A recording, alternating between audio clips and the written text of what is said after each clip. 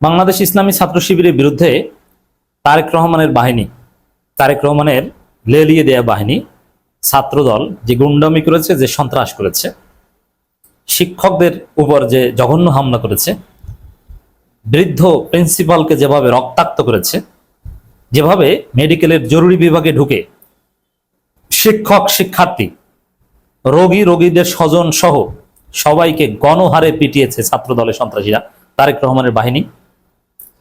এই দৃশ্য দেখে বাংলাদেশের সেনাপ্রধান, বিশিষ্ট আলেম, বেদাত নিয়ে যিনি ওয়াজ করেন, জনাব ওয়াকারুজ্জামান হাসছেন, মিটিমিটি হাসছেন,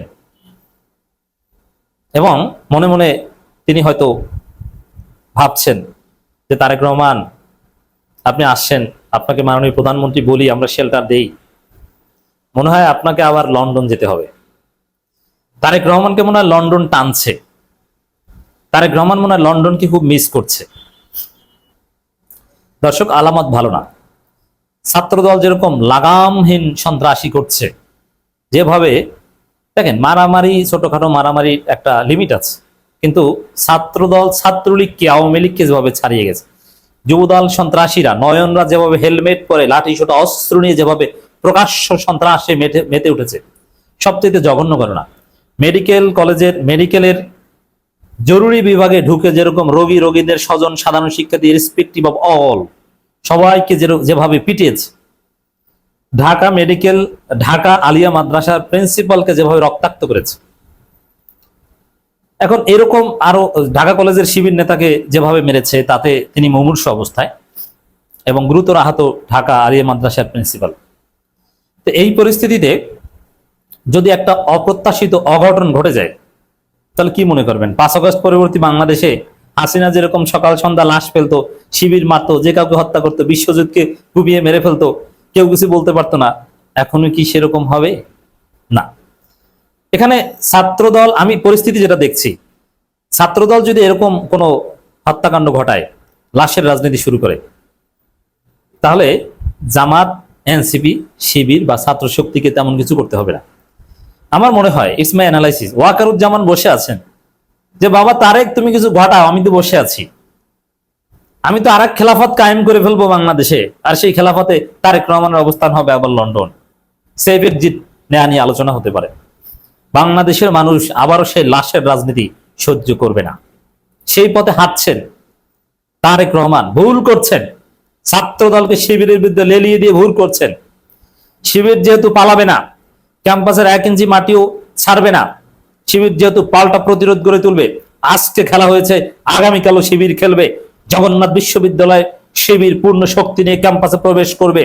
কোন অনাকাঙ্ক্ষিত ঘটনা ঘটলে জনগণ সেটা মানবে না, প্রতিরোধ করবে, প্রতিবাদ করবে।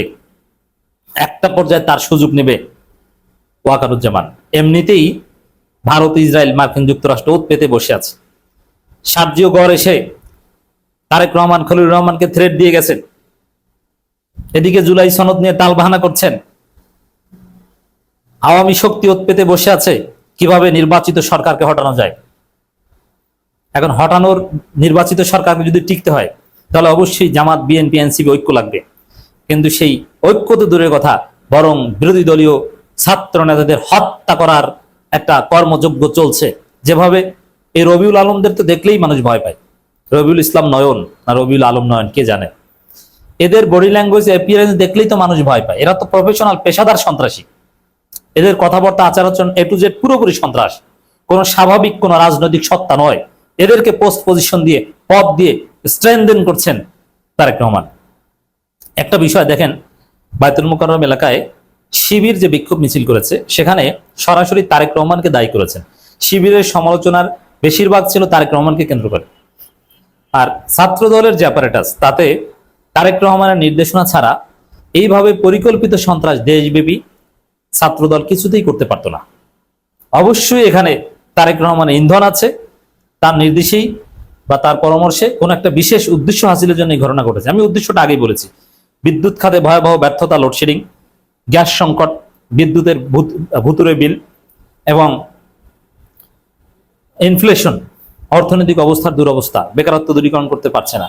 এই যে সামগ্রিক অবস্থা, এগুলো থেকে জনগণের দৃষ্টি ভিন্ন দিকে ফেরাতে তারেক রহমান এই ঘটনা ঘটাতে পারেন। যেমন উদ্দেশ্য কিন্তু একদিক থেকে সফল, হয়তোবা শিবিরকে ক্যাম্পাস ছাড়া করা যায়নি, বরং শিবির দফায় দফা প্রতিরোধ করে দিন শেষে তাদের বিজয় হয়েছে এবং সারা দেশে মানুষ বিএনপি ছাত্রদলকে সিসি করছে। কিন্তু আজকে দিনভর মানুষের সবার আলোচনা এই ছাত্রদলের হামলা নিয়ে, শিবিরের উপর। গ্যাসের দাম, ভুতুরে বিদ্যুৎ বিল, লোডশেডিং নিয়ে কোনো আলোচনা নাই। এর মানে এই দিক থেকে তারেক রহমান তো সফল। এখন এই সব শয়তানি ভাবে সফল হতে গেলে তার ফলাফল ওয়াকারুজ্জামান, আমি একটা প্রেডিকশন করি, বাংলাদেশে যদি তারেক রহমান সরকার টিকতে না পারেন তাহলে পরবর্তী সরকার প্রধান মিস্টার ওয়াকারুজ্জামান, এটা কেউ ঠেকাতে পারবে না। কোনো গণ অভ্যুত্থান লাগবে না, অতদূর যাবে না পরিস্থিতি। ওয়াকারুজ্জামান 111 ঘটিয়ে দিবে। আর 111 যদি ঘটে যায়, আওয়ামী লীগকে ফিরিয়ে আনা লাগবে না, আওয়ামী লীগ অটো ফিরে আসবে। কোনো নিষেধাজ্ঞা প্রত্যাহার কিছু লাগবে না, অটো। তখন ইনক্লুসিভ রাজনীতি, মানে আওয়ামী লীগ বাংলাদেশে একদম ওপেনে রাজনীতি করবে। তখন প্রথম মারটা খাবে বিএনপি, আর জামাতের অনেকে মার খাবে। আবার জামাতের লোকজন তো গুপ্ত হয়ে যেতে পারে খুব সহজে। প্রতিকূল পরিবেশে রাজনীতি করার সক্ষমতা জামাতের আছে।